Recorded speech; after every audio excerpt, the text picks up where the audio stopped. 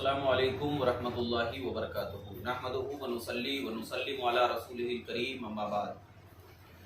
हज़रात गिरामी, आज हम बात बात पर कसम खा लेते हैं और कोई जो है माँ की कसम खाता है, कोई बेटे की कसम खाता है, कोई कहता है कि तुम्हारे सर की कसम।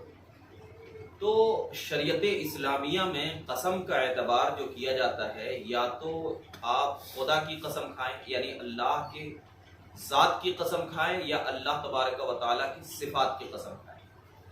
अल्लाह की ज़ातो सिफात के अलावा अगर आपने किसी की भी कसम खाई तो उस कसम का एतबार शरीयत इस्लामिया में नहीं। जैसे कि अल्लाह की ज़ात की कसम यह है कि अगर किसी ने कसम खा लिया कि मुझे कसम है अल्लाह की, या मुझे कसम है खालिके काबा की, या मुझे कसम है मालिके काबा की, ये कहा, या किसी ने कुरान की कसम भी खा ली, तो कुरान की कसम का भी एतबार शरीयत में होता है। यानी या तो क्योंकि कलामुल्लाह जो कुरान अल्लाह का कलाम है, ये बिल्कुल ज़ात और सिफात में दाखिल होता है। अब अगर कोई शख्स सर पे हाथ रख के बोलता है कि बेटी की कसम है, या कहता है माँ की कसम है, या बेटे की कसम है, या बहन की कसम है, या बीवी की कसम है, या शौहर जो है किसी चीज को छुपाने के लिए बोलता है तुम्हारी कसम, इस बेटे के सर की कसम, तो इस किस्म की कसम का एतबार शरीयत में नहीं कोई भी चीज। और इसमें यह ज़हन में रख लें कि अगर किसी ने कसम खा लिया वाकई जो शरई कसम है, यानी अल्लाह और अल्लाह की कसम खाई, उसकी जात की कसम खाई, या सिफात की कसम खाई, अगर खा लिया तो अब क्या है, उस कसम को पूरा करना जरूरी होगा उसके ऊपर। अगर उसने कसम को तोड़ दिया तो अब उसके ऊपर कसम का कफारा लाजिम आएगा। यानी मिसाल के तौर पर किसी ने यह कसम खाई कि मैं फला शख्स से बात नहीं करूंगा, या किसी ने यह कसम खाई कि मैं फला जगह पे नहीं जाऊंगा, या फला घर पे नहीं जाऊंगा।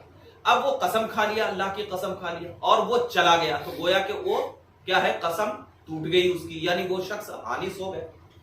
अब वो जो कसम तोड़ा है तो उसके लिए शरीयत ने उसके कसम को तोड़ने की वजह से सजा मुकर्रर की फरमाया है।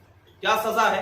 उसके लिए सजा यह है कि अगर किसी ने खुदा की या जात की या सिफात की कसम खा लिया है, तो अब उसके ऊपर जो उस कसम को उसने तोड़ा है, तो अब उस कसम को तोड़ने की वजह से अब उसके ऊपर इसका कफारा लाजिम आएगा। कफारा क्या है कि 10 मिस्कीनों को वो 2 वक्त का खाना खिलाएगा, मीडियम किस्म का खाना, यानी जो आम तौर पर जो नॉर्मल खाना होता है, ना हाई होना चाहिए ना लो होना चाहिए, नॉर्मल जो खाना होता है 2 वक्त का 10 मिस्कीनों को खाना खिलाना है।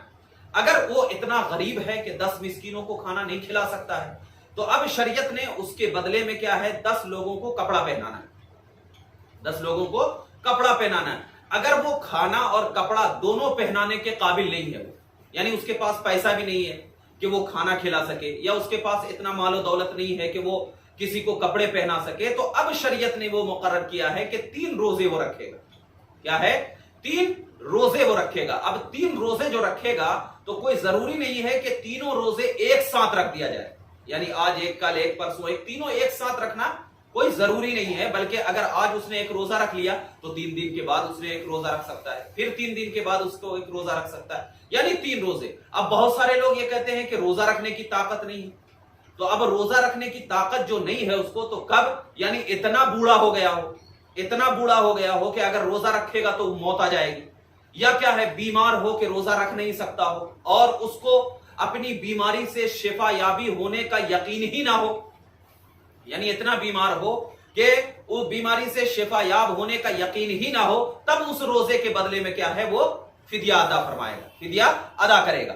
तो मतलब यह है कि ये कसम का कफारा तो होना चाहिए। अब जरा देखिए, इसमें जो एक बात और जहन में रखी है कि नबी पाक सल्लल्लाहु अलैहि वसल्लम ने इरशाद फरमाया, हदीस पाक है बुखारी शरीफ में, हुजूर पाक सल्लल्लाहु अलैहि वसल्लम ने इरशाद फरमाया, फरमाते हैं कि अल्लाह तुम्हें अपने आबा व अजदाद, यानी माँ बाप, यानी गैरुल्लाह, माँ बाप का मतलब यानी अल्लाह के अलावा जो है, यहां पर आबाओ अजदाद से जो मुराद लिया है मुहद्दिसीन ने, वो ये मुराद लिया है गैरुल्लाह की कसम खाने से मना फरमाता है। जो कसम खाना है तो वो अल्लाह ताला की कसम खाए या खामोश रहे, अल्लाह ताला की कसम खाए या क्या है, खामोश रहे। तो लिहाजा इसमें ये चीज जहन में रखें कि कसम یہ اگر آپ نے کھا لیا تو اس میں لازم آئے گا۔ اب اس میں ایک بات اور ذہن میں رکھ لیں، کیا بات ذہن میں رکھ لیں کہ یعنی اگر کسی معصیت میں آپ نے قسم کھا لیا، گناہ میں آپ نے قسم کھا لیا، کیا قسم کھا لیا؟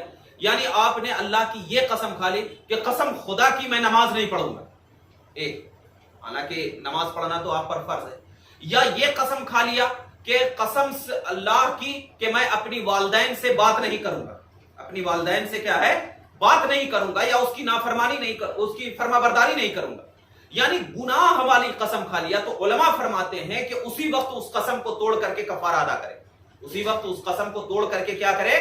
کفارہ ادا کرے۔ کیوں؟